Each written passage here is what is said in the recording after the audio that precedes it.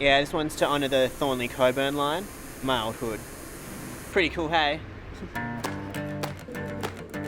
Meet Claude, Perth's biggest train spotter, an artist whose muse spans from Fremantle to Butler, stopping at all stations. There's art everywhere at a train station. You just need to know where to look. His obsession, however, has made it difficult for Claude to find a significant other. So I've been single for about 7 years now.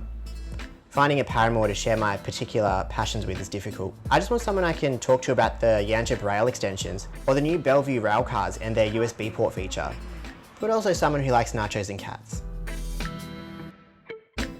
To help his search for love, Claude has created his own online dating app for train lovers called All Aboard.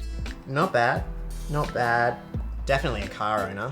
The first few matches were mostly scammers. I've had to change banks a few times. But then I started getting matches from real people. Must enjoy long romantic walks, daily check-ins on the upcoming rail projects, and the music wizardry of David Bowie.